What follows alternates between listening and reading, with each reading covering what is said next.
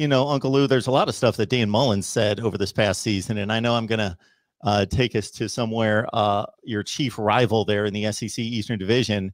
And I don't know if there's a team that had higher highs and just not lower lows, but strange, odd lows this past season. So on the high end, finally beat Georgia, finally win the East, more competitive with Alabama than Ohio State and Texas A&M and Georgia. Then, you got Dan Mullen coming out after the Texas A&M loss. Oh, the crowd noise was too loud. 20,000 people, too loud for us, making excuses. Runs out onto the field, makes a fool of himself during the Missouri game, incites a riot and a bit of a scuffle there, the Darth Vader costume appearance. And then after the Cotton Bowl, making all sorts of excuses before and after the Cotton Bowl of why they were going to get trounced by 5 touchdowns. Just not a good look for that team when it all was said and done. And then, of course, the infamous shoe throwing, of course. Right. Never mind the probation, the show cause order, the loss of recruitment time, never mind all that. Yeah. And well, I'm a Georgia fan. Of course, I'm ragging on that. Florida's own administration, he's dangling by a string down there. I mean, let's call it what it is. This could be his last year there. I mean, let's just be honest. They're not happy with him down there. It's got nothing to do with his record. Let me ask you this. Who else with his record over a 3-year period and his accomplishments over a 3-year period, 3 straight New Year's 6 games, won 2 of them, second place in the division a couple of times, won the division. You mentioned very competitive with Alabama. Where's his raise? No, it's a great point because you usually see that. No raise, no extension since the minute he was hired. And he don't like it there either. He wants out. Some people aren't built for that type of a pressure cooker environment. I don't know if that's what it is with him. Take Jim McElwain, for example. I don't think Jim McElwain's a terrible coach. He couldn't stand up to the pressure of Florida or big-time Power 5 SEC football. That was obvious. And he got out. I don't know if that's the case with Dan Mullen, but he's crying constantly now about how college football is changing and he doesn't like it and blah, blah, and on, the whole name, image, likeness thing. College football is always changing. Now, there's some drastic changes going on now with name, image, and likeness. And, he doesn't like the transfer portal, which is weird because the only place this guy can find a 5-star is the transfer portal. He can't recruit one to save his life. But for some reason, he hates the transfer portal. I think I wouldn't be surprised at all if this is his last year there. And whether it's heading off to the NFL or whatever it is, he doesn't seem to like it there. He doesn't seem to like the direction college football is headed. The administration is not happy with him. The crybaby routine, it's not on a Dabo Swinney level, but it's, Dabo Swinney's busy winning a national title every other year. So his rope is a little longer for that kind of thing. Nick Saban, his rope's a mile long. He talks to the media like they're 2 years old. If almost any other coach tried that, they'd get ran off. But he's Nick Saban. He can do what he wants. The crybaby routine, you mentioned, the Texas A&M thing was ridiculous. And then it couldn't have looked any worse.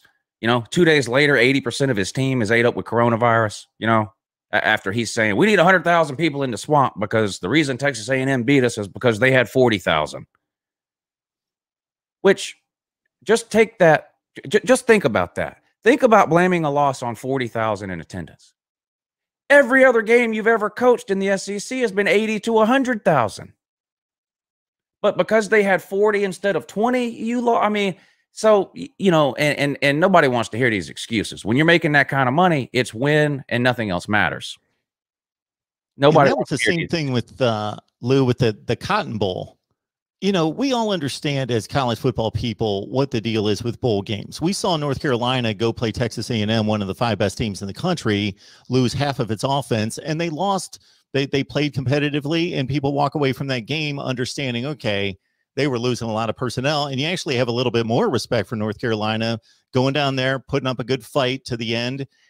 And if they would have done that against Oklahoma, just shut their mouths, don't make excuses, show up, get your brains beat in, let's say instead of by 35, by maybe a couple touchdowns, because you actually put in a game plan that worked to a certain extent and tried and sent the message to your team that, hey, third stringer, we're going to give you this opportunity on a national stage, and you're going to fight, and you're going to play, and we're going to do everything we possibly can to win this game. You lose by a couple touchdowns. People would have come away with that. Okay, we understand why Florida lost this game by a couple touchdowns. That's not what he did. Think about being one of those kids on that team that played in that game that wouldn't have played otherwise had all those players not quit. And that's what they did. They quit. I mean, he took a dump on them. I mean, he this wasn't even our team played their last game 3 weeks ago. What a boneheaded thing to say. If you show up to play the game, you play to win. That to me, that might have been the worst. You ran through a list of things he did this year that rubbed a few people the wrong way. I think that was by far the worst. If you're going to make the decision to play, knowing you're missing whatever players you're missing, you show up there to win the game. You don't show up there to scrimmage, and you definitely don't come out after the game and say, well, basically what he did is he came out and he said, well, what do you expect? Our players are terrible. What do you expect? All of our good players quit, and we were left with these players that are no good. So, I mean, that's basically what he said. And that's his team next year. Emory Jones, Anthony Richardson, all those wide receivers in that game. Those are all the guys next year. I think that was awful. That was terrible. And I don't, this whole quitting thing, I can't stand it. What a disappointment. What a game that could have been. That might have been the best bowl game of the year. That might have been the best bowl game we've seen in years. That had the potential to be like a Georgia-Oklahoma thing, right? Don't you think? Couldn't you see that game being 50-45? The two games that I wanted to see when the bowl schedule came out, the two games I wanted to see, North Carolina, Texas A&M, I just mentioned, and Oklahoma, Florida. What a game. And I don't blame Florida in particular for that, because this happens everywhere now. Going all the way back to Josh Rosen 4 or 5 years ago, or whatever it was. It's all everybody talked about for 3 months. Oh, my God, Josh Rosen is not playing in the bowl game. Can you believe this? Oh, holy moly. Now it happens everywhere. I mean, you can't put the toothpaste back. It's only going to get worse. You had players didn't play all season this year. You had players quit. He had players quit halfway through the season. You had players quit at halftime at our bowl game. Yeah, Oklahoma State wide receiver. The Oklahoma State wide receiver. These people quit at halftime of a game. Well, what an embarrassment.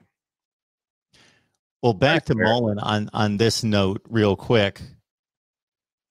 Most coaches take the opposite approach. Most coaches, if you listen to the entire news conference, the points that don't get played because nobody cares about it is they're hitting the podium talking about Johnny so-and-so's a 4.0 student, and we know that he hardly ever sees the field. They typically are validating all those guys, talking about these guys are the guys that are program players that help us build the program, that are practice squad players that really help us. And they're usually the head coach is the guy that's validating their worth to the team, not busting it.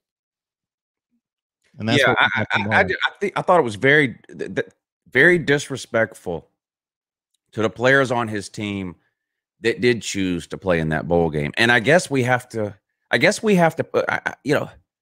can't believe we have to pat people on the back for choosing to play in a game. I don't know. It's like congratulating your kid for cleaning his room. Well, you're supposed to clean your room. What do you want something extra because you did what you were supposed to do? Like, it's a shame that we have to do that, but we do. And again, imagine being one of those kids and you've been on the practice squad all year, or you've been third or fourth string all year. And, you've been waiting and waiting and waiting, and you get your turn to play and you get mollywopped on national TV, and your coach comes out and says, well, our team was no good. What do you expect? Our team played this last game 3 weeks ago. This isn't our team. I mean, what a joke of a statement that was by Dan Mullen.